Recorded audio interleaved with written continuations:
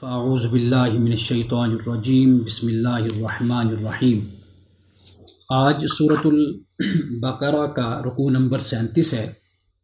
اس رکوع پہ میرے پاس 6 سوالات ہیں۔ اس سے گزشتہ رکوع نمبر 36، اس میں بھی عام صدقات و خیرات کا ذکر تھا، یعنی انفاق فی سبیل اللہ جسے ہم کہتے ہیں، اس پہ ہم نے گفتگو کی تھی۔ تو آج کا رکوع نمبر 37، اس کا تعلق بھی صدقات و خیرات کے ساتھ ہے۔ پہلا سوال یہ ہے کہ آیت نمبر 267 میں خبیث چیزیں صدقہ نہ کرنے کی تلقین کی گئی ہے۔ کیا اس خبیث سے مراد مال حرام ہے یا وہ چیزیں جو اچھی کوالٹی کی نہ ہوں، یعنی ناکارہ؟ سب سے پہلے تو آیت نمبر 267 کی میں ترجمہ کے ساتھ تلاوت کرتا ہوں۔ فرمایا یا ایھا الذین آمنوا، اے ایمان والو، انفقوا من طیبات ما کسبتم، خرچ کرو طیبات سے جو تم نے کمایا، ومما اخرجنا لکم من الارض، اور اس سے جو ہم نے نکالا تمہارے لیے زمین سے، ولا تیمموا الخبیث منہ، اور نہ تم ارادہ کرو خبیث کا اس سے، تنفقون، کہ تم خرچ کرو گے اس میں سے، یعنی جو خبیث ہے، ولستم بآخذیہ، اور نہیں تم لینے والے اسے، مگر ان تغمدوا فیہ، مگر یہ کہ تم اغماض کرو اس میں، واعلموا ان اللہ غنی حمید، اور جان لو بے شک اللہ تعالی غنی حمید ہے، یعنی بے نیاز اور قابل تعریف ہے۔ اب اس آیت میں اللہ سبحانہ و تعالیٰ نے انفاق کے حوالے سے ہمیں یہ تلقین فرمائی ہے کہ طیبات کو خرچ کرو اور خبیث کا ارادہ نہ کرو۔ اب جب ہم خبیث کا لفظ بولتے ہیں اور اس کے مقابلے میں طیبات کا لفظ بولتے ہیں، بات خود ہی واضح ہو جاتی ہے کہ طیبات سے مراد ہے پاکیزہ اور اعلیٰ مال، اچھا مال، کارآمد چیز۔ اور ہم نے سورۃ النور کی آیت نمبر ہے 24، اس میں بھی ہم نے بڑی تفصیل کے ساتھ پڑھا تھا کہ الخبیثات للخبیثین، کہ خبیث چیزیں خبیث لوگوں کے لیے ہیں، یوں کہہ لیجئے، یا خبیث محفل، خبیث مجلس، خبیث چیزیں، اور ہر وہ چیز جو ناکارہ ہے، واضح بات ہے کہ وہ اس کے لیے جو ناکارہ ہے، جو خبیث ہے۔ اور طیبات کن کے لیے ہیں؟ فرمایا والطیبات للطیبین، طیبات طیبین کے لیے ہیں۔ تو اسی طرح یہاں پہ جب اللہ سبحانہ و تعالیٰ یہ فرماتا ہے کہ طیبات سے خرچ کرو اور خبیث میں سے خرچ کرنے کا ارادہ نہ کرو، تو طیبات سے مراد پاکیزہ، کارآمد، اچھی چیزیں ہو گئی۔ اور اللہ سبحانہ و تعالیٰ نے حلال کھانے کا جہاں ذکر کیا وہاں پر بھی طیبات کا ہی ذکر کیا تھا۔ اور میں نے آپ کو یہ بتایا تھا کہ حلال تو سب کچھ ہوتا ہے، لیکن ممکن ہے کہ وہ طیب نہ ہو۔ طیب وہ ہوتا ہے کہ جیسے کھانا ہے، ایک ہے کھانا حلال ہونا، وہ باسی کھانا بھی حلال ہی ہوتا ہے، بدمزہ چیز بھی حلال ہی ہوتی ہے، بے ذائقہ چیز بھی حلال ہی ہوتی ہے۔ لیکن جب طیبات کہا گیا، ایک تو اس میں یہ بات شامل ہو گئی کہ حلال ذرائع سے کمایا ہوا، اور دوسرا اس سے میں نے کہا تھا کہ یہ در حقیقت ایستھیٹک سینس جس کو کہتے ہیں، جمالیاتی حس، کہ آپ ایک چیز کو پیش کرتے ہیں، ایک چیز کو بناتے ہیں، پکاتے ہیں اور اس کو خوش ذائقہ بناتے ہیں، تو یہ جو آپ تیار کرتے ہیں در حقیقت یہ بھی طیبات میں اس کو شمار کیا جاتا ہے۔ تو یہاں پہ اللہ سبحانہ و تعالیٰ نے اس بات کی تلقین کی ہے کہ جو ناکارہ، یعنی جب ہم خبیث کا لفظ بولتے ہیں، اس سے مراد ہوتی ہے کہ وہ چیز کہ جو جس سے انسان کراہت کرتا ہو اور جو ناپسندیدہ ہو، اس چیز کو خبیث کہا جاتا ہے، یعنی ردی چیز۔ اب قرآن پاک نے مختلف مقامات پر اس لفظ کو استعمال کیا ہے، اس سے بات مزید واضح ہو جائے گی، اس لیے کہ خبیث کا لفظ حرام کے لیے بھی استعمال ہوا، ناجائز کے لیے، اور خبیث کا لفظ ناکارہ ردی چیز کے لیے بھی قرآن پاک میں استعمال ہوا۔ مثال کے طور پر حضرت لوط علیہ السلام کے حوالے سے اللہ پاک سورۃ انبیاء کی آیت نمبر 74 میں 74 میں یہ فرماتا ہے وَنَجَّيْنَاهُ مِنَ الْقَرْيَةِ الَّتِي كَانَتْ تَعْمَلُ الْخَبَائِثَ، اللہ پاک فرماتا ہے کہ ہم نے اس کو یعنی حضرت لوط علیہ السلام کو بستی سے نجات عطا کی۔ کیوں نجات عطا کی؟ اس لیے کہ اس بستی کے جو رہنے والے لوگ تھے وہ بدکاری کیا کرتے تھے۔ اب خبائث کا ترجمہ دیکھیے، یہاں پر بدکاری کیا جا رہا ہے۔ اب بدکاری کیا ہے؟ واضح بات ہے کہ یہ حرام ہے۔ یہ ایسی چیز نہیں ہے کہ جسے کہا جائے کہ جی ٹھیک ہے تو حلال لیکن ناپسندیدہ ہے، نہیں، یہ حرام ہے، ناجائز ہے۔ تو یہاں پر اب خبائث کا لفظ استعمال کیا گیا۔ اور اسی طرح قرآن پاک کی ایک آیت ہے سورۃ الاعراف میں، اور اس میں رسول اللہ صلی اللہ علیہ وسلم کی بعثت کو بیان کیا گیا ہے، اور یہ بہت ہی آپ کہہ لیجئے کہ بہت خاص آیت ہے رسول اللہ صلی اللہ علیہ وسلم کی تشریف آوری کے حوالے سے۔ سورۃ الاعراف قرآن مجید کی 7ویں سورت ہے اور آیت نمبر ہے 157۔ اس میں فرمایا الذین یتبعون الرسول النبی الامی الذی یجدونہ مکتوبا عندہم فی التوراۃ والانجیل، اور جو لوگ پیروی کرتے ہیں رسول نبی امی کی، یعنی آپ علیہ الصلوۃ والسلام کی 3 صفتوں کو بیان کر دیا، رسول، نبی، امی۔ امی مکہ سے تعلق رکھنے کی وجہ سے، یا پھر یہ کہ آپ نے کسی استاد سے آپ نے کوئی تعلیم نہیں پائی تھی، اللہ پاک نے براہ راست آپ کو علم، آپ کو حکمت آپ کو عطا فرمائی تھی، تو امی کا یہ مطلب ہو گیا۔ الذی یجدونہ مکتوبا، کہ یہ وہ رسول نبی امی ہے کہ یہ لوگ پاتے ہیں اس کو مکتوباً لکھا ہوا، عندہم ان کے پاس، فی التوراۃ والانجیل، یعنی رسول اللہ صلی اللہ علیہ وسلم کا ذکر یہ پاتے ہیں تورات میں اور انجیل میں۔ یامرہم بالمعروف وینہاہم عن المنکر، یہ نبی صلی اللہ علیہ وسلم ان کو نیکی کا حکم دیتا ہے اور انہیں برائی سے روکتا ہے۔ ویحل لہم الطیبات، اور ان کے لیے طیبات کو حلال کرتا ہے، جائز کرتا ہے۔ وَيُحَرِّمُ عَلَيْهِمُ الْخَبَائِثَ، اور ان پر خبائث کو حرام کرتا ہے۔ یعنی اللہ سبحانہ و تعالیٰ نے رسول اللہ صلی اللہ علیہ وسلم کے واسطہ اور ذریعہ سے، اور آپ نے لوگوں کو بتایا کہ اللہ نے ان چیزوں کو حلال کیا اور ان چیزوں کو اللہ تعالیٰ نے حرام کیا۔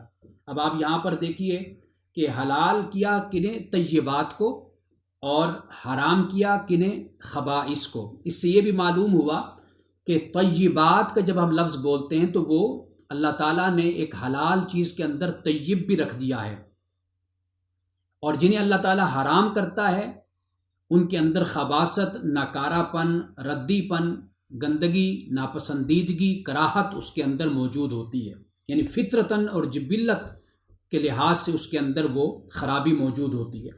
وَيَدَعُوا عَنْهُمْ إِسْرَهُمْ، اب یہ آگے دیکھیے، میں چاہتا ہوں کہ پوری آیت میں ترجمے کے ساتھ تلاوت کر دوں کیونکہ یہ رسول اللہ صلی اللہ علیہ وسلم کی بعثت سے متعلق ہے۔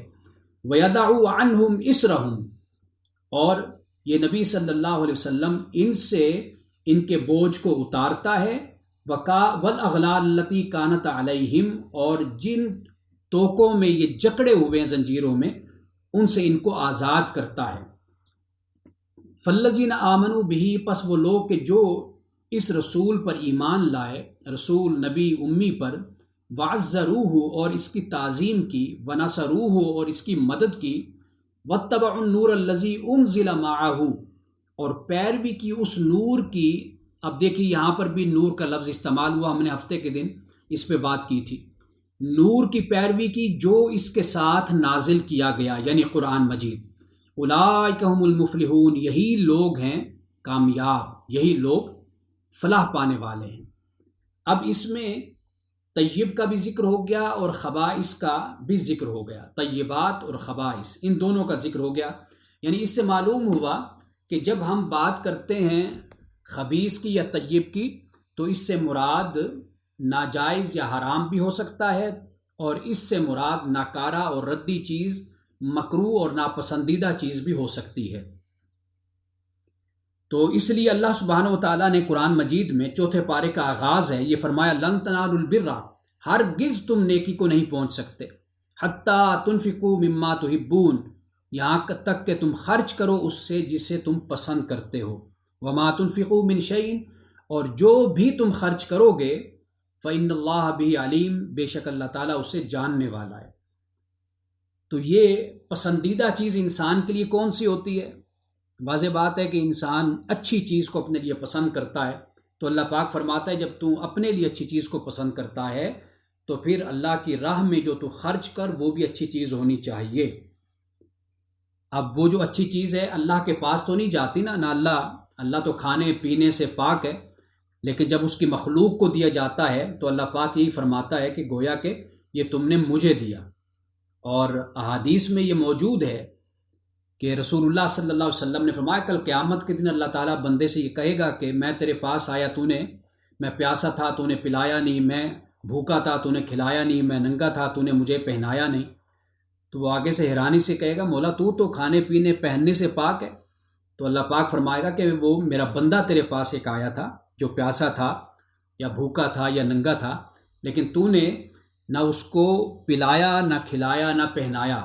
تو اللہ پاک فرمائے گا کہ تو اگر اس کو کھلا دیتا، پلا دیتا اور پہنا دیتا تو گویا کہ میں یہ سمجھتا کہ یہ تو نے مجھے سب کچھ دیا۔ تو اتنی اہمیت ہے جب اللہ پاک انفاق فی سبیل اللہ کی بات کرتا ہے تو انفاق فی سبیل اللہ اللہ کے بندوں پر ہی خرچ ہونا ہے۔ اس پورے رکوع میں اسی بات کو ہی بیان کیا گیا ہے۔ اب اس کے بعد دوسرا سوال ہے کہ وَلَسْتُمْ بِآخِذِيهِ إِلَّا أَن تُغْمِضُوا، اس کا مفہوم کیا ہے؟ کیا اس سے قرآن سے رشوت نہ لینے کا ثبوت مل رہا ہے؟ اب یہ رشوت نہ لینے کا ثبوت، یعنی میں نہیں سمجھتا کہ اس آیت سے کوئی یہ مفہوم پیدا ہوتا ہے۔ سب سے پہلے تو ان الفاظ پر ہم توجہ کرتے ہیں۔ یہ آیت تو میں نے تلاوت کر دی ہے، لیکن خاص ان الفاظ پر جب اللہ تعالیٰ یہ فرماتا ہے کہ خبیث کو خرچ کرنے کا ارادہ نہ کرو، آگے فرمایا وَلَسْتُمْ بِآخِذِيهِ، کہ تم نہیں لینے والے اس کو، یعنی جو ناکارہ ردی چیز ہے تم اس کو نہیں لوگے، الا ان تغمضوا فیہ، مگر یہ کہ تم اس میں اغماض کرو۔ اب یہ اغماض کیا ہے اس کو سمجھ لیجئے۔ اس کے دو معنی ہیں۔ ایک تو اغماض سے مراد ہوتا ہے تغافل، تساہل یا نظریں ہٹا لینا، جیسے وہ اقبال کا بڑا ایک خوبصورت شعر ہے کہ فطرت افراد سے اغماض بھی کر لیتی ہے، کبھی کرتی نہیں ملت کے گناہوں کو معاف۔ یعنی اقبال کہتے ہیں کہ اللہ سبحانہ و تعالی انفرادی طور پر تو لوگوں سے اغماض کر لیتا ہے، یعنی درگزر کر لیا، معاف کر دیا، نظریں پھیر لی، چھوڑ دیا، لیکن ملت کے گناہوں کو کبھی معاف نہیں کرتا اللہ تعالیٰ۔ یعنی جب اجتماعی طور پر پورا معاشرہ کرپٹ ہو جاتا ہے، بدعنوان ہو جاتا ہے، بے راہ روی کا شکار ہو جاتا ہے، تو پھر اللہ تعالیٰ اس ملت سے، اس قوم سے حساب و کتاب لیتا ہے۔ لیکن انفرادی طور پر اگر کچھ لوگ ایک معاشرے میں خراب ہوتے ہیں، ایک زمین کے خطے میں خراب ہوتے ہیں، بدعنوان ہوتے ہیں، تو اللہ تعالیٰ اغماض کر لیتا ہے، چھوڑ دیتا ہے، کوئی بات نہیں، کسی فرد کو معاف کر دیا، چھوڑ دیا۔ لیکن جب پوری ملت، پوری قوم گناہوں میں ملوث ہو جائے تو پھر اللہ تعالیٰ گناہوں کو معاف نہیں کرتا۔ اب یہاں پر جو لفظ توجہ طلب ہے وہ ہے فطرت افراد سے اغماض بھی کر لیتی ہے، یعنی اغماض سے مراد یہی ہے تغافل، تساہل، نظر پھیر لینا، چھوڑ دینا، کچھ نہیں دیکھتے ہوئے ایک طرف منہ کر لینا، یہ اغماض ہوتا ہے۔ اب اس کے دو مطلب ہو جاتے ہیں۔ ایک مطلب تو یہ ہے کہ اللہ پاک ہی فرماتا ہے کہ خبیث چیز کیوں میری راہ میں دیتے ہو جب کہ تم خود اس کو نہیں لیتے؟ اگر لیتے ہو تو اس کی دو صورتیں ہوتی ہیں کسی ردی چیز کو لینے کی۔ ایک صورت یہ ہوتی ہے کہ انسان غافل ہوتا ہے، تساہل برتتا ہے۔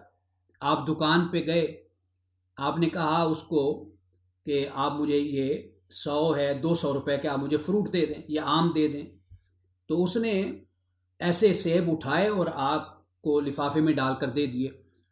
آپ نے بھی غفلت برتی، سستی برتی، آپ نے بھی نہیں دیکھا، اور جب کہ آپ کو معلوم ہے کہ چیز کو دیکھنا ہوتا ہے، چیک کرنا ہوتا ہے، بلکہ انسان اگر پیسے اس کے تقاضے اور اس کی مرضی کے مطابق دے رہا ہے دکاندار کی، تو پھر چیز بھی اپنی مرضی کے مطابق اٹھائے۔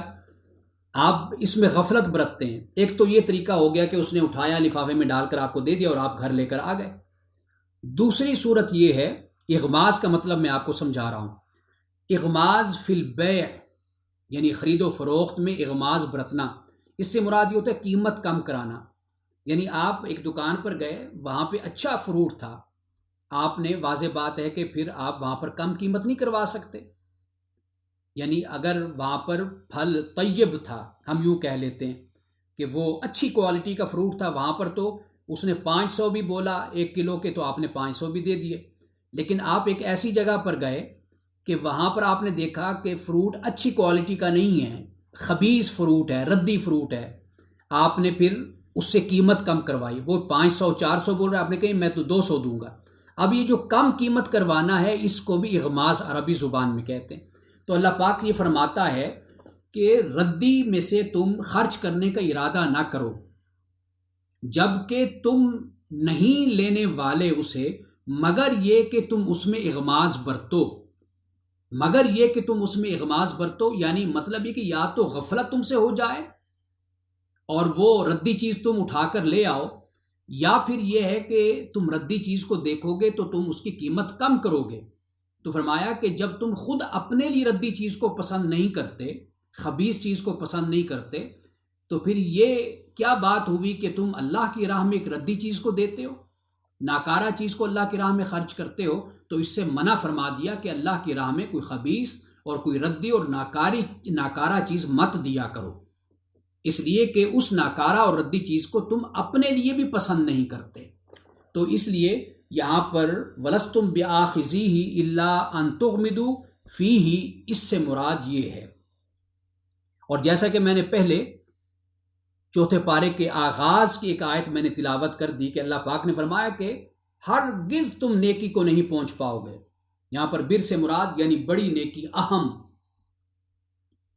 اللہ کی طرف سے رضا، خوشنودی، محبت، وہ تم ہرگز حاصل نہیں کر پاؤ گے یہاں تک کہ تم خرچ کرو اس سے جسے تم محبت جس سے کرتے ہو، جو تمہیں، جس کی چاہت تمہارے دل میں ہے، اس کو اللہ کی راہ میں خرچ کرو گے تو تب تم نیکی کو پاؤ گے۔ تو یہ اللہ سبحانہ و تعالیٰ نے نیکی کو حاصل کرنے کا ایک راز ہم کو بتا دیا۔ اب اس کے بعد تیسرا سوال ہے، اور وہ آیت ہے، سب سے پہلے تو میں اس کا ترجمہ آپ کے سامنے رکھتا ہوں، بلکہ یہ 2 آیات ہیں۔ فرمایا الشیطان یعیدکم الفقر، شیطان تمہیں ڈراتا ہے تنگ دستی سے، ویامرکم بالفحشاء، اور وہ تمہیں ڈراتا ہے فحشاء سے، حکم دیتا ہے تمہیں فحشاء کا۔ اب دیکھیے کہ فقر کا اور فحشاء کا، بے حیائی کا کتنا آپس میں تعلق بن جاتا ہے۔ یعنی جب شیطان ڈرائے گا فقر سے، وہ فقر کیا ہوتا ہے؟ دوسروں پر خرچ کرنے سے شیطان ڈراتا ہے کہ تم غریب ہو جاؤ گے، مفلس ہو جاؤ۔ لیکن جب اپنی عیاشی کا وقت آتا ہے، پھر انسان کھلے دل سے پھر پیسہ خرچ کرتا ہے۔ تو اس لیے فقر اور فحشاء کو یہاں پر اکٹھے بیان کیا گیا۔ اور فحشاء کا ایک مطلب ہوتا ہے بخل، کنجوسی۔ ان الصلاۃ تنہی عن الفحشاء والمنکر، بے شک نماز مومن کو فحشاء سے اور منکر سے روکتی ہے۔ اب یہاں پر فحشاء سے بعض مفسرین نے بخل بھی مراد لیا، کنجوسی مراد لیا، کہ بے شک نماز کنجوسی سے روکتی ہے اور منکر سے روکتی ہے، برے کاموں سے۔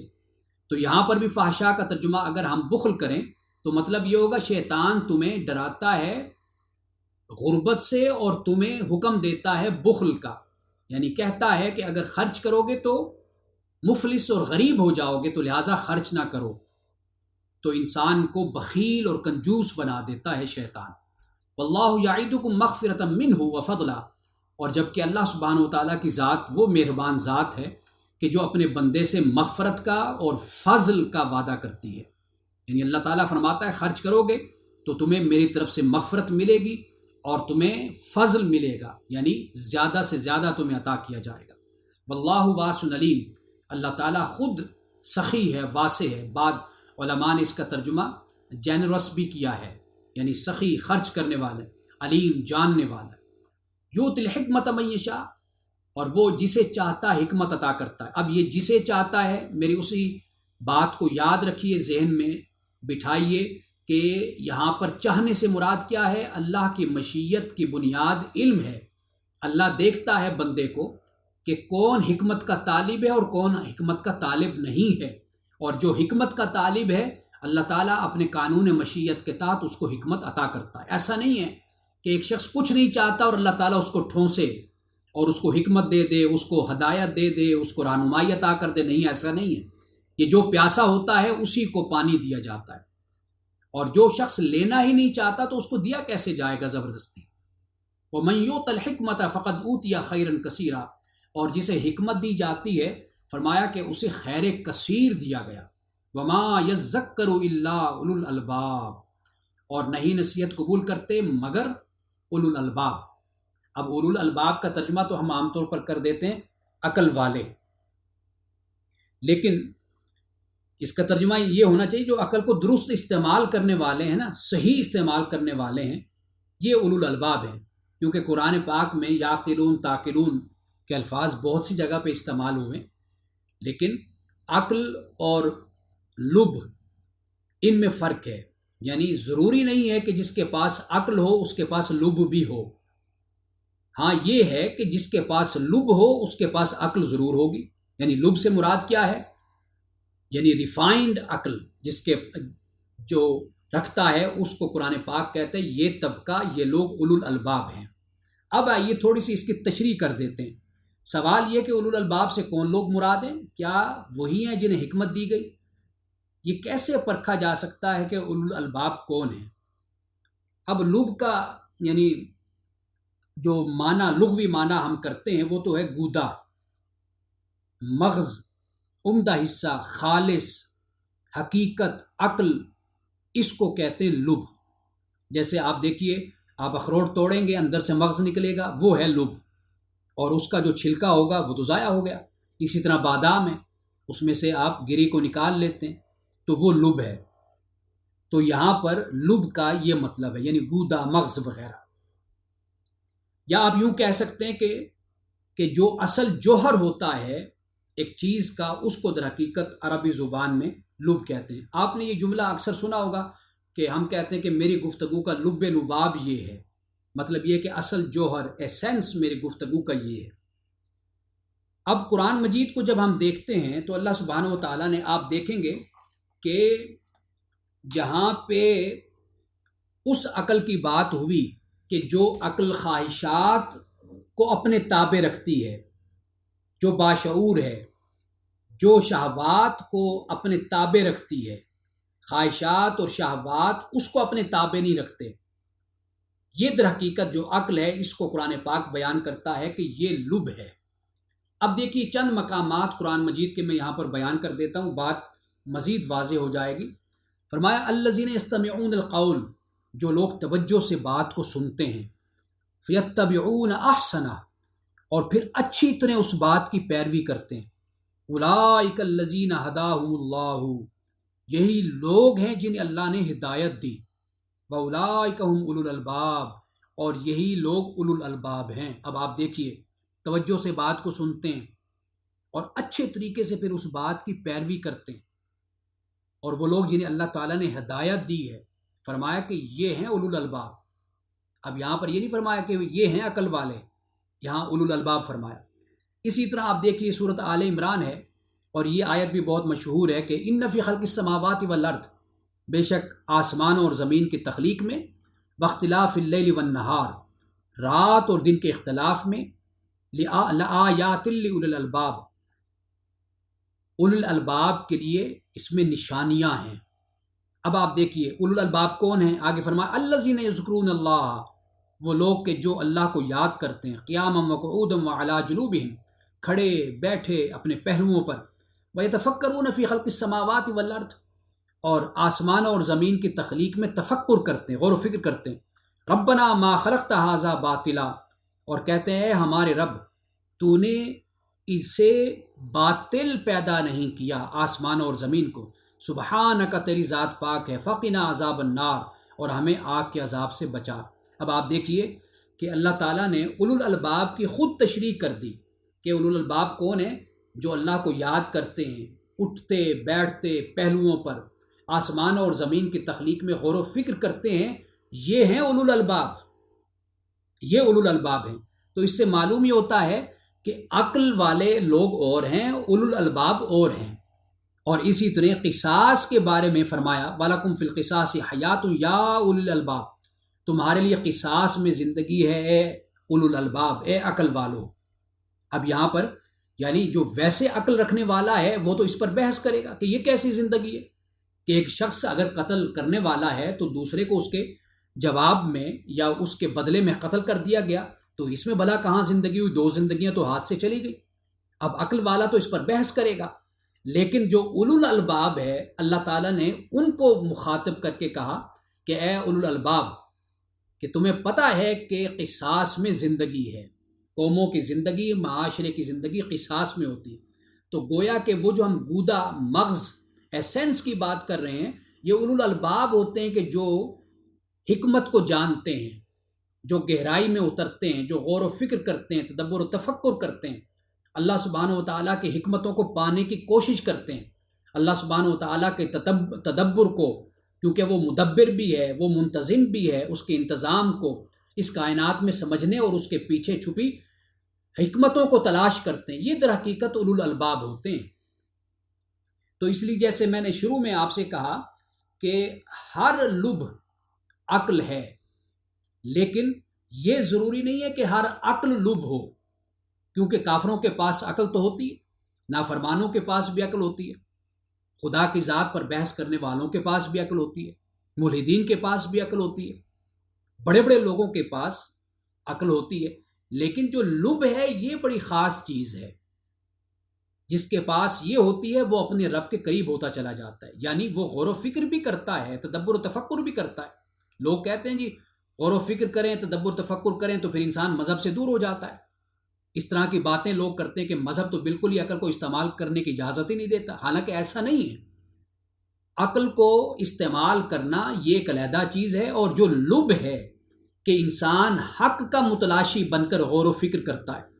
یعنی میں ایک مثال دیا کرتا ہوں کہ ایک آج بہت بڑے اسکالر ہیں ایک اسلامی، وہ نو مسلم اسکالر ہیں، میں انہیں دیکھا کرتا تھا یورپ میں کہ وہ ڈھیر ساری کتابیں اٹھا کر وہ کسی ویرانے میں یا کسی خلوت میں، کسی پارک، کسی جگہ پر تلاش کرتے تھے جہاں پر میں علیحدہ بیٹھ کر پڑھوں۔ ان کو 5-10 سال میں نے اسی طرح مطالعہ کرتے ہوئے، غور و فکر کرتے ہوئے دیکھا، اس کے بعد انہوں نے اسلام قبول کر لیا۔ اگر انسان باعث ہو کر نہیں، متعصب ہو کر نہیں، جانبدار ہو کر نہیں، اگر حقیقت کا متلاشی ہو کر نکلتا ہے تو اللہ تعالیٰ اس کو ضرور حقیقت عطا فرماتا ہے۔ تو یہ وہ لب ہے کہ جس کا ذکر قرآن پاک میں بار بار کیا جاتا ہے۔ ایک بڑی خوبصورت بات ہے، مولانا امین احسن اصلاحی صاحب رحمۃ اللہ تعالیٰ علیہ، ان کی ایک عبارت ہے کہہ لیجیے، یا ان کی ایک بات قول ہے، بڑی خوبصورت بات ہے۔ یہ فرماتے ہیں کہ انسان کا سب سے بڑا شرف اس کی عقل ہے۔ اللہ میاں چاہتے ہیں انسان ہر معاملے میں عقل استعمال کرے۔ وہ کہتے ہیں کہ مجھ سے کسی نے پوچھا کہ مولانا کیا آپ نے عقل کو کبھی دیکھا ہے، کیسی ہوتی ہے؟ تو مولانا کہتے ہیں میں نے کہا کہ روز دیکھتا ہوں، ہر وقت ملاقات ہوتی ہے، لیکن میں آپ کی ملاقات کروا نہیں سکتا عقل سے، کیونکہ اسے دیکھنے اور اس سے ملنے کے لیے بھی عقل کا ہونا ضروری ہے۔ یعنی عقل کو دیکھنے کے لیے عقل کا ہونا ضروری ہے۔ تو یہی حقیقت ہے کہ انسان کا شرف ہے یہ عقل۔ انسان اپنے سوچنے کا سفر شروع کرتا ہے، بھٹکتا بھی ہے، بے راہروی کا شکار بھی ہوتا ہے، لیکن اگر اس کا مقصود حقیقت کو پانا ہو تو پھر اس کو وہ عقل لب کی صورت میں عطا کر دی جاتی ہے، پھر وہ حقیقت تک پہنچتا بھی ہے۔ تو یہ عقل اور لب میں یہ فرق ہے کہ جسے قرآن مجید نے کئی جگہوں پر بیان کیا ہے۔ اب اس کے بعد آئیے چوتھا سوال۔ چوتھا سوال یہ ہے کہ نظر سے کیا مراد ہے؟ قسم اور نظر میں فرق کیا ہے؟ کیا یہ صرف اللہ کے نام پر مانی جائے گی؟ اس کو پورا کرنا کس حد تک ضروری ہے؟ سب سے پہلے تو نظر کو یعنی میں بیان کر دیتا ہوں کہ نظر کیا ہے۔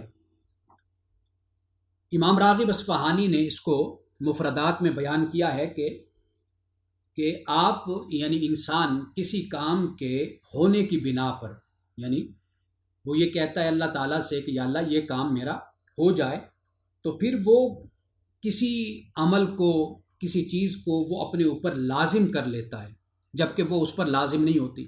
مثال کے طور پر کوئی انسان یہ کہتا ہے کہ جی کوئی مسلمان کہتا ہے کہ میرا یہ کام ہو گیا تو میں 3 روزے رکھوں گا. اب یہ 3 روزے رکھنا یہ اس پر فرض نہیں ہے. سال کے عام دنوں میں رمضان کے تو فرض ہیں، ان روزوں کے علاوہ 3 روزے وہ کہتا ہے جی میں رکھوں گا، میرا یہ کام ہو جائے. اب یہ 3 روزے اس پر فرض نہیں تھے لیکن اب اس نے اپنے اوپر لازم کر لیے اس کام کے ہو جانے کی صورت میں. اس کو نظر کہتے ہیں. اور میں پہلے یہ چاہوں گا کہ میں اس آیت کی تلاوت کروں جس سے یہ سوال پیدا ہوا. اس سے آپ کو بات زیادہ جلدی سمجھ آ جائے گی. وما انفقتم من نفقۃ، اور جو خرچ کرے نفقہ سے یعنی جو خرچ کرنے کی چیز ہے اس سے، او نذرتم من نذر، یا وہ کوئی منت مان لیتا ہے، تو فإن اللہ یعلمہ، تو بے شک اللہ تعالیٰ اسے جانتا ہے.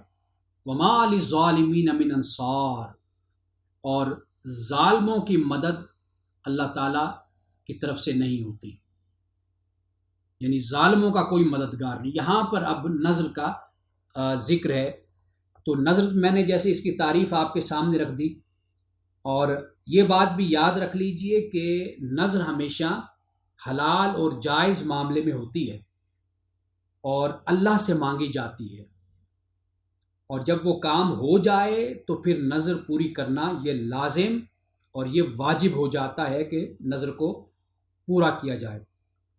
اور باقی جو ناجائز ہوتی ہیں وہ ویسے ہی منع ہیں، حرام ہیں. تو لہٰذا نذر جب انسان حلال اور جائز طریقے سے اللہ سے دعا کر کے مانگتا ہے تو پھر اس کا پورا کرنا لازم اور ضروری ہو جاتا ہے. اور یہ بات بھی یاد رکھ لیجئے کہ احادیث میں نذر کو مستحسن قرار نہیں دیا گیا، یعنی اس کو پسند نہیں اتنا کیا گیا. کیونکہ اس کی وجہ کیا ہے؟ وجہ یہ ہے کہ دیکھیے بہت سے عہد ہیں جو پہلے سے اللہ تعالیٰ نے ہم سے لیے ہیں. یعنی بحیثیت مومن مسلمان ہم پر لازم ہے کہ ہم فرض نماز ادا کریں، ہم روزہ رکھیں، ہم زکوٰۃ دیں، ہم حج کریں، ہم حقوق اللہ کو ادا کریں، حقوق العباد کا خیال کریں. یہ سب عہد ہیں جو ہم نے اللہ سے عہد کیا کہ ہم ان چیزوں کو پورا کریں گے بحیثیت مسلمان، بحیثیت مومن. تو اب یہ عہد بھی اللہ سبحانہ و تعالیٰ نے جو ہم پر لازم کیے، ان میں بھی اللہ تعالیٰ نے نرمی رکھی ہے. یعنی مکلف ہونا ضروری ہے، استطاعت ہونا ضروری ہے، پھر یہ احکام ہم پر لازم ہوتے ہیں. اب یہ نظر ماننا یہ در حقیقت خود بخود اپنے اوپر کسی چیز کو لازم اور ضروری کر لینا ہے. تو اس لیے یہ بات پسندیدہ اور مستحسن نہیں ہے. رسول اللہ صلی اللہ علیہ وسلم نے کئی احادیث میں اس کو بیان کیا ہے. یعنی اس لیے کہ بندہ خام خواہ اپنے اوپر ایک ذمہ داری کو ڈال لیتا ہے، اور پھر اگر وہ ذمہ داری ادا نہ کر سکے، بہت سے لوگ ہم نے دیکھے کہ ان پر اگر کوئی خدا نخواستہ کوئی بڑی مصیبت آ گئی، انہوں نے بہت بڑی کوئی منت مان لی. اب میں جانتا ہوں کہ 92-93 کی بات ہے، ایک صاحب تھے، انہوں نے مجھے بتایا کہ میری بیٹی نے کسی مسئلے میں کسی معاملے میں نظر مان لی. وہ نظر یہ تھی کہ جی میں ہر ہفتے 2 روزے 3 روزے رکھوں گی. اب یہ کتنا مشکل کام ہے کہ یہ نظر مان لی جائے کہ میں ہر ہفتے 2-3 روزے رکھوں گی، یا اس کے علاوہ کوئی یہ کہ بھئی میں روزانہ کوئی 50 نفل پڑھوں گی، 10 نفل پڑھوں گی یا 100 نفل پڑھوں گی. اب اس طرح جذبات میں آ کر کچھ لوگ اپنے اوپر ایک ذمہ داری کو ڈال لیتے ہیں. اب اس کی جواب دہی تو اللہ کی بارگاہ میں ہونی ہے نا. حالانکہ یہ عہد کوئی اللہ نے تو ہم سے نہیں لیا تھا، یہ ہم نے خود ہی یہ عہد اپنے اوپر ڈال لیا اور اپنے آپ کو اس کا پابند کر لیا. اس لیے اسلام چونکہ الدین یسر کی بات کرتا ہے، دین آسان ہے، تو لہٰذا خام خواہ اپنے آپ کو کسی بوجھ تلے نہیں انسان کو دبانا چاہیے. انسان کو اپنے بوجھ کو کم رکھنا چاہیے. جو اللہ تعالیٰ نے انسان پر لازم اور ضروری کر دیا، انسان کو مطمئن اس پر رہنا چاہیے کہ یہ مجھ پر لازم اور ضروری ہے اور میں نے اس کو بہتر طریقے سے ادا کرنا ہے، اور اچھے طریقے سے ادا کر کے میں نے اللہ کی بارگاہ میں حاضر ہونا ہے اور اپنے عمل کا جواب دینا ہے. اور میں اکثر طور پہ یہ بات کہتا ہوں کہ اللہ نے جو فرض کر دیا وہ آپ عبادت کیجئے، اس کے علاوہ اگر توفیق آپ کو ہوتی ہے تو پھر تہجد کی نماز کا اہتمام کیجئے، تہجد کا خاص طور پہ اہتمام کیجئے. تو اس لیے ایک تو نظر کی یہ بات میں نے آپ کے سامنے رکھ دی. اب آپ کو یاد ہوگا کہ میں نے نظر کے ساتھ قسم کا بھی انہوں نے ذکر کیا. قسم کے حوالے سے میں نے آپ کو بتایا تھا کہ قسم کی 3 قسمیں یمین کی، یعنی 3 قسمیں. یمین غموس ہے، یمین لغو ہے، اور یمین منعقدہ ہے. یمین غموس یعنی جھوٹی قسم، یعنی کہ جیسے کسی کے پیسے دینے اور قسم کھا لی کہ میں نے نہیں دینے. یہ تو گناہ کبیرہ کی بات ہے. یہ پکی بات ہے کہ یہ گناہ کبیرہ ہے کیونکہ جھوٹ بولا. اور دوسری جو قسم ہے وہ ہے لغو. وہ لغو یہ ہوتی ہے کہ جیسے لوگوں کی عادت ہوتی ہے کہ وہ واللہ، اللہ کی قسم، خدا کی قسم، وہ ایسے بولتے رہتے ہیں، تو یہ لغو قسم ہوتی ہے. تیسری قسم ہوتی ہے جسے یمین منعقدہ کہتے ہیں. یمین منعقدہ یعنی جیسے میں نے آپ کو بتایا کہ آپ نے کہا کہ میں کل 3 روزے رکھوں گا یا رکھوں گی، آپ نے یہ قسم کھا لی. اب یہ یمین منعقدہ ہے. اب آپ نے قسم کھائی کہ میں کل روزے رکھوں گا اور کل روزہ رکھوں گا، اور آپ نے روزہ نہ رکھا تو پھر آپ گناہ گار ہو جائیں گے. یہ قسم ہو جاتی ہے. اچھا، اب نظر ہو یا یمین ہو، ان کا کفارہ ایک جیسا ہی ہے. قرآن پاک نے اس کو بیان کیا ہے، اور اس وقت میرے سامنے ہے سورۃ المائدہ اور اس کی آیت نمبر ہے 89. اس میں اللہ سبحانہ و تعالیٰ نے قسموں کا ذکر کیا ہے کہ جو لغو قسم ہے اس پر تو کوئی مواخذہ نہیں ہے، لیکن جس میں تمہارا ارادہ ہے اس پہ اللہ تعالیٰ تمہاری گرفت کرے گا، جو تمہاری مضبوط قسم ہے. ہاں، پھر اس کا کفارہ کیا ہے؟ کفارہ یہ بیان کر دیا کہ 10 مسکینوں کا کھانا ہے درمیانہ قسم کا، یا تو یہ کھلاؤ، یا پھر یہ ہے کہ لباس، 10 مسکینوں کو لباس پہناؤ. اگر یہ نہیں کر سکتے تو پھر ایک غلام کو آزاد کر دو. اگر یہ نہیں کر سکتے، یعنی یہ 3 کاموں میں سے کوئی کام نہیں کر سکتے، تو پھر ایسے کرو کہ 3 دن روزے رکھ لو. یہ فرمایا کہ یہ تمہاری قسموں کا کفارہ بن جائے گا. تو نظر ہو یا قسم ہو، ایک لحاظ سے یہ ایک ہی طرح کے ہیں، تو اس لیے ان کا کفارہ ایک ہی طرح ہے. اب اس کے بعد سوال نمبر 5. سوال نمبر 5 یہ ہے کہ ان تبت الصدقات فنعما ہی، جبکہ حدیث مبارکہ میں پوشیدہ طور پر صدقہ دینے پر زیادہ زور دیا گیا ہے، کیا زکوٰۃ بھی چھپا کر دینی چاہیے؟ اب یہ سب سے پہلے تو آیت کریمہ کی ہم تلاوت کرتے ہیں. ان تبت الصدقات فنعما ہی، اگر تم صدقات یعنی خیرات اگر تم ظاہر کر کے دو تو فنعما ہی، تو یہ بھی اچھی بات ہے. وَإِن تُخْفُوهَا، اور اگر تم اس کو چھپا لو، وَتُؤْتُوهَا الْفُقَرَاءَ، اور فقراء کو تم اسے دو، تو فَهُوَ خَيْرٌ لَكُمْ، وہ بھی بہتر ہے تمہارے لیے. وَيُكَفِّرُ عَنْكُم مِّن سَيِّئَاتِكُمْ، اور یہ تم سے تمہاری برائیوں کو دور کر دے گا یہ صدقہ. وَاللَّهُ بِمَا تَعْمَلُونَ خَبِيرٌ، اور اللہ تعالیٰ خبردار ہے اس کے ساتھ جو تم کرتے ہو.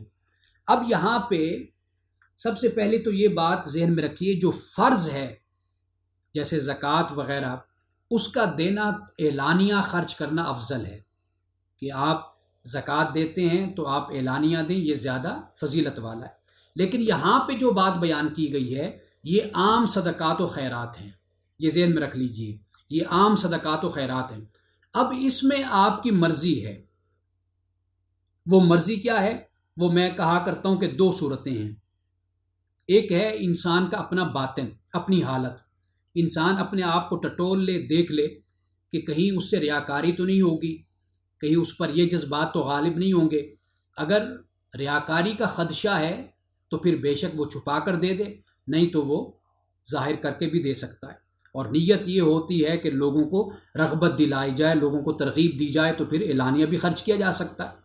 اور دوسری صورت یہ ہوتی ہے کہ خارجی حالات کیا ہیں، ان حالات کے مطابق انسان پھر خرچ کر دیتا ہے. کہیں پر اعلانیہ بھی خرچ کرنا پڑ جاتا ہے اور کہیں پر انسان کو چھپ کر بھی خرچ کرنا پڑ جاتا ہے.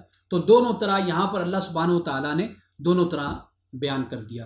اور جو یہ میں نے آپ سے کہا کہ فرض کو اعلانیہ خرچ کرنا یہ افضل ہے، یہ بزرگان دین نے بھی بیان کیا، احادیث سے بھی ہمیں معلوم ہوتا ہے.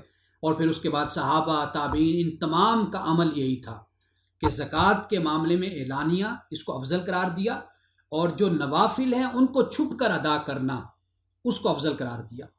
یعنی آپ کوئی نفل پڑھتے ہیں تو آپ اس کو چھپ کر آپ اس کو ادا کریں، تو اس کی زیادہ فضیلت اس میں ہے. اب اس کے بعد جو آخری سوال ہے وہ ہے احسرو کے بارے میں، آیت نمبر 273 میں احسرو کا مطلب کیا ہے، اس آیت میں کن لوگوں کی بات کی جا رہی ہے؟ اچھا، یہ آیت تو آخری آیت ہے، لیکن اس سے پہلے ایک آیت ہے بڑی اہم، اور آیت نمبر ہے 272، اس میں بھی کچھ ہمارے لیے ہدایات موجود ہیں۔ فرمایا لیسا علیہ کا ہداہم، کہ ان کو ہدایت دینا یہ آپ کی ذمہ داری نہیں ہے، ولیکن اللہ یہدی من یشاء، لیکن اللہ ہدایت دیتا ہے جسے چاہتا ہے۔ وما تنفقوا من خیر فلانفسکم، اور جو تم خرچ کرتے ہو مال میں سے، فلانفسکم، وہ تمہارے لیے بہتر ہے۔ وما تنفقون الا ابتغاء وجہ اللہ، اور جو تم خرچ کرتے ہو، نہیں تم خرچ کرتے مگر اللہ کی ذات کی خوشی کے لیے۔ وما تنفقوا من خیر یوفى الیکم، اور جو تم خرچ کرتے ہو مال سے وہ تمہیں واپس پورا پورا لوٹایا جائے گا۔ وانتم لا تظلمون، تم سے ظلم نہیں کیا جائے گا۔ اس آیت کے بارے میں یہ بتایا جاتا ہے کہ مسلمانوں کے کئی رشتہ دار تھے جو غریب مفلس تھے، لیکن وہ کافر تھے، مشرک تھے، مسلمان نہیں ہوئے تھے۔ اب وہ ان پر خرچ نہیں کرنا چاہتے تھے، وہ کہتے یہ تو بے ہدایت لوگ ہیں، گمراہ لوگ ہیں، کافر ہیں، مشرک ہیں، ہم ان پر کیوں اپنا مال خرچ کریں؟ تو اللہ تعالیٰ نے فرمایا کہ ہدایت ایک علیحدہ معاملہ ہے، اور مال کا خرچ کرنا یہ ایک علیحدہ بات ہے۔ فرمایا کہ ہدایت دینا میرا کام ہے، یہ میری ذمہ داری ہے، تمہاری ذمہ داری تو نہیں ہے۔ تمہاری ذمہ داری ہے کہ تمہارے پاس مال ہے، دولت ہے، تمہاری ذمہ داری ہے کہ یہ تم ان پر ضرور خرچ کرو۔ یعنی آپ دیکھیے کہ کتنی وسعت نظری اور اعلیٰ ظرفی ہے کہ اللہ تعالیٰ مسلمانوں کو یہ تعلیم دے رہا ہے کہ بھئی بلا تفریق، رنگ، نسل، مذہب، مسلمان ہے کوئی غیر مسلم ہے، سب پر اپنے مال کو تم خرچ کرو، سب پر اپنے مال کو تم لگاؤ۔ یعنی یہاں پر کیا فرمایا؟ فرمایا وما تنفقوا من خیر فلانفسکم، جو تم خرچ کرتے ہو نا مال سے وہ تمہارے لیے بہتر ہے۔ یعنی یہ مت سوچو کہ بھئی ان پہ میں لگاؤں یا نہ لگاؤں، وہ مشرک ہے، وہ کافر ہے، وہ فلاں ہے، نہیں، تم جو بھی جہاں بھی خرچ کرو گے نا اس کا تمہیں اجر اور ثواب ملے گا ضرور۔ اور وما تنفقون الا ابتغاء وجہ اللہ، کہ تم تو خرچ کرتے ہو اللہ کی رضا کی خاطر، تو پھر یہ کیوں دیکھتے ہو کہ جی یہ غیر مسلم ہے، یہ کافر ہے، مشرک ہے، جو بھی ہے جس طرح کا بھی۔ اور ایک حدیث بھی، اور یہ حدیث مستند حدیث ہے، یعنی بخاری اور مسلم کی حدیث ہے کہ ایک شخص نے کہا کہ بھئی میں صدقہ کروں گا رات کو، چونکہ اس وقت لائٹس وغیرہ تو نہیں ہوتی تھی، اور گلیوں میں، سڑکوں پہ، آپ کہہ لیجئے راستوں پہ اندھیرے ہوتے تھے۔ اب وہ رات کو وہ صدقہ کرنے گیا تو اس کا معلوم نہیں تھا وہ کس کو دے رہا ہے، وہ جس کو اس نے دیا وہ صدقہ، اور صدقہ سے بھی یہ بات یاد رکھ لیجیے، یہ صدقہ نعوذ باللہ کوئی حقیر چیز نہیں ہے۔ صدقہ سے مراد صرف اتنی بات ہوتی ہے کہ آپ کسی کے قرب کے لیے چاہت میں آپ اپنے مال کو خرچ کرتے ہیں، یہ صدقہ ہوتا ہے۔ یعنی اللہ تعالیٰ کی محبت میں اور اس کے قرب کے لیے آپ خرچ کرتے ہیں اپنے مال کو، یہ صدقہ ہے۔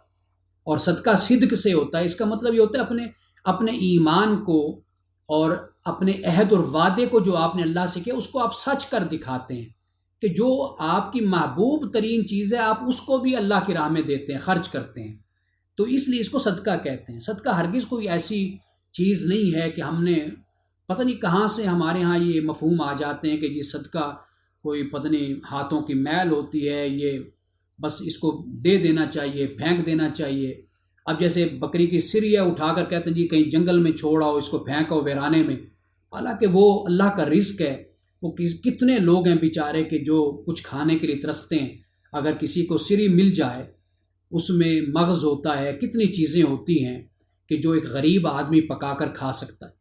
ہم نے کوئی عجیب ہمارے ہاں کوئی تصورات پائے جاتے ہیں، بالکل جاہلانہ اور بالکل کافرانہ قسم کے یہ نظریات اور یہ خیالات ہیں ہمارے، ان کا اسلام سے کوئی تعلق نہیں ہے۔ تو اب یہاں پر دیکھیے کہ اللہ کی رضا کے لیے تم خرچ کرتے ہو، اللہ کو اپنی نظروں میں رکھو، یہ مت دیکھو کہ بھئی تم کس کو دے رہے ہو۔ یہاں پر واضح طور پر اس بات کو بیان کیا، اور یہ بھی اللہ کی طرف سے وعدہ اترا ہے کہ جو تم خرچ کرو گے مال سے تو وہ تمہیں پورا پورا یوفا الیکم، جیسے وفا کا لفظ ہمارا اردو میں بھی بولتے ہیں وفا کرنا، وفا یہی ہوتا ہے کہ وعدہ وفا کرنا، جو وعدہ کیا اس کو پورا پورا ادا کرنا۔ تو وانتم لا تظلمون، اور تم سے ظلم نہیں کیا جائے گا۔ یہ آیت ہماری اصلاح کرتی ہے کہ ہمیں خرچ کرنا چاہیے، حقدار تک پہنچانا چاہیے، لیکن یہ تفریق ہرگز نہیں کرنی چاہیے کہ یہ میرا دوست ہے، یہ میرا دشمن ہے، یہ رشتہ دار ہے، یہ غیر رشتہ دار ہے، یہ مسلمان ہے، یہ غیر مسلم ہے، یہ کون ہے کون نہیں ہے، یہ نہیں دیکھنا چاہیے۔ اللہ تعالیٰ کی رضا ہمارا مقصود ہونا چاہیے، اس میں یہ ہمارے لیے تعلیم اور یہ رہنمائی ہے۔ اب اس کے بعد آخری آیت 273، اس سے متعلق یہ سوال ہے کہ احسروا کا مطلب کیا ہے؟ للفقراء الذین احسروا فی سبیل اللہ، یعنی یہ جو صدقات اور خیرات جو مدد کرنا ہے نا، یہ فقراء کے لیے ہے جو اللہ کی راہ میں روکے گئے ہیں۔ احسروا، روکے گئے۔ اب فقراء کا مطلب بھی سمجھ لیجئے، یہ میں کئی دفعہ پہلے بھی بتایا میں نے شاید، کہ فقیر وہ ہوتا ہے کہ جس کے پاس کچھ نہیں ہوتا، اور مسکین وہ ہوتا ہے کہ جس کو پوری نہیں پڑتی۔ یہ فرق ہے دونوں میں۔ یہاں پر فقراء فرمائے جنہیں اللہ کی راہ میں محصور کر دیا گیا، روک دیا گیا، لا یستطیعون ضربا فی الارض، اور زمین میں سفر کرنے کی استطاعت بھی نہیں رکھتے۔ یحسبهم الجاہل اغنیاء من التعفف، انجان نادان لوگ یہ خیال کرتے ہیں، انجان اور ناواقف، نادان نہیں، انجان اور ناواقف خیال کرتے ہیں ان کو غنی، کس وجہ سے؟ تعفف کی وجہ سے۔ تعفف کیا ہے؟ تعفف کا مطلب ہوتا ہے بچنا، یعنی سوال سے بچتے ہیں، یہ سوال نہیں کرتے، کسی سے مانگتے نہیں، اور دیکھنے والے سمجھتے ہیں کہ اجنبی اور ناواقف لوگ وہ کہتے ہیں کہ یہ تو مانگتے نہیں، یہ تو غنی ہے۔ تعرفون بسیماہم، تم ان کو پہچانتے ہو ان کی پیشانیوں سے، ان کی حالت سے، یعنی پتہ چل جاتا ہے کہ انسان کا چہرہ مہرہ اور اس کی شخصیت سے اندازہ ہو جاتا ہے کہ یہ ضرورت مند ہے یا نہیں ہے۔ فرق ہوتا ہے اس شخص میں جس کے پاس دانے پورے ہوتے ہیں اور اس شخص میں کہ جس کے گھر میں قحط ہوتا ہے۔ شخصیت ہی بتا دیتی ہے، گفتگو بتا دیتی ہے، اٹھنا بیٹھنا بتا دیتا ہے کہ اس کے حالات کیسے ہیں۔ اگر کوئی نہیں سمجھتا تو وہ اس کی اپنی مرضی ہوتی ہے۔ لا یسألون الناس الحافا، نہیں وہ لوگوں سے سوال کرتے الحافا، لپٹ کر۔ وما تنفقوا من خیر، اور جو تم خیر سے مال سے خرچ کرو گے تو فإن اللہ بعلیم، تو یاد رکھو کہ بے شک اللہ تعالیٰ اسے جاننے والا ہے۔ اب ایک بات تو واضح ہو گئی، وہ یہ کہ جو حقدار ہوتے ہیں وہ سوال نہیں کرتے، جو حقدار ہوتے ہیں وہ لپٹ کر مانگتے نہیں ہیں، دامن نہیں پکڑ لیتے جو حقدار ہوتے ہیں، اور جو حقدار نہیں ہوتے وہ سوال بھی کرتے ہیں اور وہ پکڑ بھی لیتے ہیں بندے کو، راستوں میں روک بھی لیتے ہیں کہ بھئی ہمیں دے کر جاؤ، حالانکہ وہ ایک دن میں ہزاروں لاکھوں روپے کما رہے ہوتے ہیں اسی طرح۔ لیکن جو بیچارے حقدار ہوتے ہیں، جو گھروں میں کام کرتے ہیں، ملازم ہوتے ہیں، کتنا وہ مہینے کا کما لیتے ہوں گے، ہر گھر میں کام کر کر کے 2 4 4 5 ہزار روپے وہ اکٹھا کر کے جاتے ہیں۔ لیکن ایک فقیر مانگنے والا گداگر کہ جس کا پورا مافیا ہوتا ہے، وہ چوک پہ کھڑا ہوتا ہے اشارے پہ، اور وہ ایک دن میں 15 ہزار، 20 ہزار، 25 ہزار، بلکہ اس سے بھی زیادہ۔ یہ بھی کالونیوں اور سوسائٹیوں کا فرق ہوتا ہے۔ کوئی ڈیفینس میں کھڑا ہوگا تو وہ ہزاروں لاکھوں روپے کما لے گا، تو یہ فرق ہوتا ہے۔ تو اس لیے ان لوگوں کو دینے کے بجائے جو لپٹ جاتے ہیں اور سوال کرتے ہیں، ان کے بجائے ان کو دیا جائے، ان پر خرچ کیا جائے کہ جو سوال بھی نہیں کرتے اور اپنی سفید پوشی کا، اپنی غربت اور مفلسی کا بھرم رکھتے ہیں۔ یہ تعلیم ہمیں اس میں ملتی ہے۔ اب یہ جو فرمایا احسروا، اس کی میں وضاحت کر دوں کہ احسری کا مطلب کیا ہے۔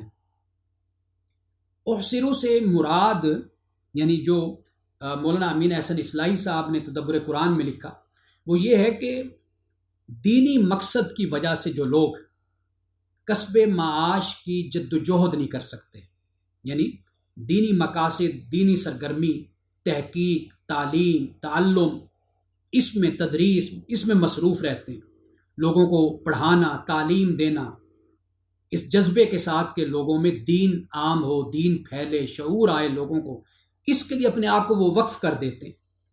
اور جب اس کے لیے وقف کرتے ہیں تو پھر کسب معاش کی جد و جہد کے لیے ان کے پاس وقت نہیں بچتا، اور یہ لوگ پھر تجارت کے لیے سفر نہیں کر سکتے، ادھر ادھر نہیں جا سکتے کہ یہ سفر کریں اور تجارت کریں۔ تو یہاں پر احسروا سے مراد یہ ہے۔ اور یہ بات میں اکثر طور پہ کہا کرتا ہوں، اور ہمیشہ جو لوگ صاحب استطاعت ہیں اور آسودہ حال لوگ ہیں ان کو میں اکثر طور پر یہ کہا کرتا ہوں کہ جو طلباء ہیں یا علماء یا محققین جو اخلاص کے ساتھ، یعنی وہ لوگ نہیں کہ جو پریشر گروپ بن جاتے ہیں، مافیا بن جاتے ہیں اور پھر بڑے بڑے اپنے جامعات اور مدارس اور بڑے کچھ اپنا اکٹھا کر لیتے ہیں، امپائر قائم کر لیتے ہیں. میں ان کی نہیں بات کر رہا، میں ان کی بات کر رہا ہوں جو اپنے آپ کو صدق کے دل کے ساتھ اللہ کے دین کے لیے وقف کر دیتے ہیں، دن رات اس پر لگاتے ہیں. میں اکثر طور پر یہ اپنے دوستوں کو، اپنے شاگردوں کو یہ بات کہتا ہوں کہ ان لوگوں کا ضرور آپ خیال کیا کیجئے. یہ جو صدقات اور خیرات آپ ادھر ادھر جا کر ایسے لوگوں کو دے کر آتے ہیں کہ جو حقدار نہیں ہوتے، جو پروفیشنل قسم کے بیگرز ہوتے ہیں، آپ ان کو دے کر آتے ہیں. آپ ان لوگوں کا خیال کریں. یہ لوگ آپ کی دی ہوئی مدد سے کوئی کوٹھیاں نہیں بنا لیں گے، نہ بڑی گاڑیاں خرید لیں گے، لیکن کم از کم اتنا ہوگا کہ ان کو ذہنی سکون ہوگا. ان کے بنیادی مسائل اور ان کے بنیادی معاملات چلتے رہیں گے تو یہ ذہنی سکون کے ساتھ اللہ کے دین کی خدمت کرتے رہیں گے. اور یہ بات بھی یاد رکھیے کہ یہ، میں اسے اکثر طور پہ کہتا ہوں کہ یہ مشرقی روایت ہے. اساتذہ کے حوالے سے، علماء کے حوالے سے، سچے علماء، حقیقی علماء کی میں بات کر رہا ہوں، طلباء کے حوالے سے، اور وہ لوگ کہ جو ریسرچ سکالرز ہیں، اپنے دن رات بیٹھے اس پر وقت لگاتے ہیں. یہ ہماری مشرقی روایت ہے. یعنی رسول اللہ صلی اللہ علیہ وسلم کے زمانے سے ہم دیکھتے ہیں اصحاب صفہ کون تھے. لوگ تو ان کی مختلف تشریحات اور توضیحات بیان کرتے ہیں نا، در حقیقت یہ وہ لوگ تھے جو مکہ سے آئے اور ان کا کوئی بیک گراؤنڈ نہیں تھا، سب کچھ چھوڑ کر آ گئے، اور پھر ان کے اندر طلب اور لگن بھی تھی رسول اللہ کی خدمت میں بیٹھنا، آپ کے اقوال کو سننا، افعال کو دیکھنا، آپ کے اٹھنے بیٹھنے کو دیکھنا، پھر لوگوں کو اس کے بارے میں آگاہ کرنا، قرآن کی آیت اترنی، اس کو سیکھنا سمجھنا، پھر لوگوں کو منتقل کرنا، بتانا کہ آج یہ آیت اتری ہے، نماز میں پھر ان کی تلاوت کرنا. رسول اللہ صلی اللہ علیہ وسلم نے، اگر آپ دیکھیے کہ جن کو رسول اللہ نے مبلغ بنایا، داعی بنایا، جن کو امام بنایا، جن کو معلم بنایا، یہ وہی لوگ تھے، اصحاب صفہ تھے، کہ جنہوں نے اپنے آپ کو اس کام کے لیے وقف کر دیا تھا. تو رسول اللہ نے پھر معاشرے پر اجتماعی طور پر ان کی ذمہ داری کو تقسیم کر دیا تھا. تو میں یہ اکثر طور پہ کہتا ہوں کہ یہ ہماری مشرقی روایت ہے. بڑے بڑے اہل علم، ادیب، شعراء، یہاں تک کہ علامہ اقبال کے بارے میں بھی ہم پڑھتے ہیں کہ وظیفے دیے جاتے تھے تاکہ یہ تسلی کے ساتھ بیٹھ کر، آرام کے ساتھ بیٹھ کر اپنا کام کر سکیں. تو یہاں پر جو یہ فرمایا احسروا فی سبیل اللہ، تو یہاں پر احسروا فی سبیل اللہ سے مراد یہ کہ اللہ کی راہ میں ان کو کیا روک دیا جاتا ہے، اور یہ زمین میں سفر کرنے کی استطاعت نہیں رکھتے. یعنی تجارت اور کاروبار کے لیے سفر نہیں کر سکتے. کیوں؟ اس لیے کہ ایک جگہ بیٹھنا ہے، پڑھانا ہے، درس دینا ہے اور تعلیم دینی ہے، لوگوں کو کوئی فن پڑھانا ہے، کوئی علم پڑھانا ہے. اب اس کے لیے پھر سفر تو نہیں ہوتے، تو یہ تو بیٹھ کر مطالعہ کرنا، تحقیق کرنا پڑتی ہے. ایک لیکچر کے لیے، درس کے لیے کئی گھنٹے درکار ہوتے ہیں ایک انسان کو. حالانکہ زندگی انسان کی اس میں لگ جاتی ہے، صرف ہو جاتی ہے، لیکن اس کے باوجود جب بھی انسان قرآن مجید لے کر بیٹھتا ہے تو ایسا محسوس ہوتا ہے کہ جیسے آج پہلی دفعہ میں قرآن کو پڑھنے لگا ہوں. اسی طرح ہر علم کی، ہر فن کی یہی حالت ہوتی ہے. تو اس لیے یہ ایک ہماری مشرقی روایت بھی ہے. اگر آپ کو ایسے لوگ اپنے معاشرے میں نظر آتے ہیں تو ضرور ان کو یہ ٹارگٹ دیجئے، یہ کام دیجئے کہ بیٹھو، تسلی سے بیٹھ کر یہ کام کرو، ہمیں دو یہ کام مہینے بعد، 3 مہینے بعد، 2 مہینے بعد کہ آپ نے کیا کام کیا، تاکہ ہم اس کام کو اور آگے بڑھائیں، لے کر چلیں. اس طرح کر کے یہ کام آگے بڑھایا جا سکتا ہے. اور مسلم معاشروں میں آپ بغداد دیکھ لیجئے، کوفہ دیکھ لیجئے، آپ اندلس دیکھ لیجئے جسے ہم اسپین کہتے ہیں، آپ عرب کی دنیا دیکھ لیجئے، وہاں پر جو علم پر اتنا کام ہوا وہ اسی بنیاد پر ہی ہوا تھا. تو اس لیے یہاں پر جب احسروا فی سبیل اللہ فرمایا تو اس سے مراد یہی لوگ ہیں. اور پھر ان کی غیرت ہوتی ہے، ان کی خودداری ہوتی ہے. یہ لوگوں سے پھر دوسرے سائلوں کی طرح، گداگروں کی طرح مانگتے نہیں ہیں، اپنی سفید پوشی کا بھرم رکھتے ہیں.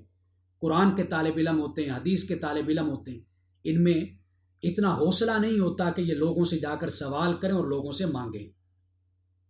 تو یہاں پر میں یہ سمجھتا ہوں کہ جو مولانا امین احسن اصلاحی صاحب نے جو فرمایا کہ دینی مقصد انہیں کسب معاش کی جد و جہد سے روکے رکھتا ہے، یہ در حقیقت یہاں پر احسروا سے مراد ہے.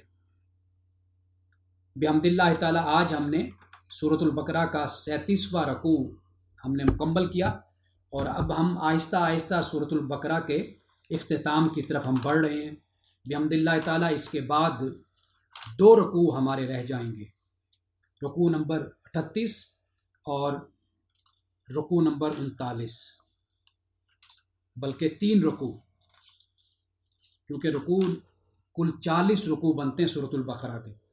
تو بحمد اللہ تعالیٰ قرآن مجید کی سب سے بڑی سورت سورۃ البقرہ ہے، اس کو ہم 3 ہفتوں میں انشاءاللہ تعالیٰ ہم مکمل کر لیں گے۔ اللہ سبحانہ و تعالیٰ ہمیں قرآن پاک کا فہم، قرآن کی سمجھ اور پھر قرآن پر ہمیں عمل کی توفیق عطا فرمائے۔ بارک اللہ لنا ولکم فی القرآن العظیم ونفعنا وإیاکم بالآیات والذکر الحکیم۔ صدق اللہ العظیم۔